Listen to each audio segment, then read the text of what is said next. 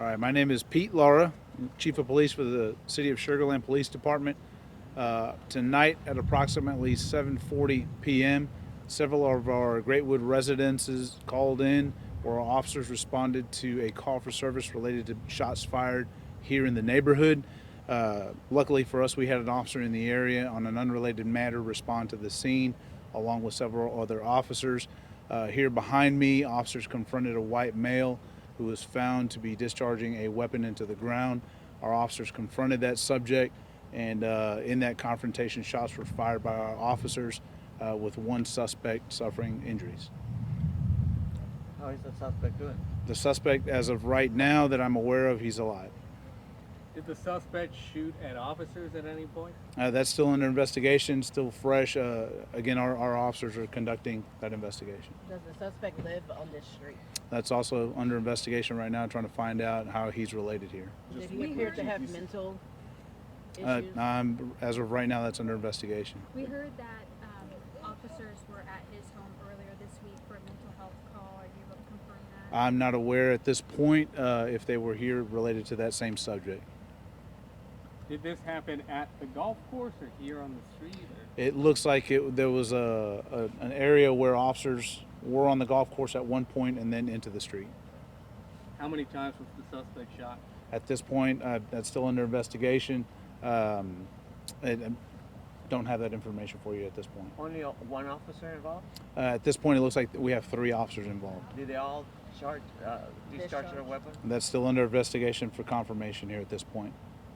And do we know if he's in stable or critical condition? At this point, I do not know. Do you know how many gunshots neighbors heard before? There were several neighbors in the neighborhood were aware that there were some gunshots in the neighborhood. There was multiple callers, so we know there was definitely more than one. And he only was shooting into the ground? As far as we know, at this point, that's as far as we know, yes. Do you know what type of gun he had? That's also still being looked at. We're making sure that the scene is safe at this point, looking to make sure if there's any other weapons involved. And as of right now, that's still also under investigation. Was he making any statements threatening harm? Not that I know of at this point. How old is the suspect? The suspect is a white male, looks like possibly late 20s, early 30s. Have you been in contact with any of his family or anything like that? I know that our officers some of our supervisors have been in contact with family members at this point. Was any alcohol involved? That's unknown at this point. Is there anything else you can tell us that we didn't ask?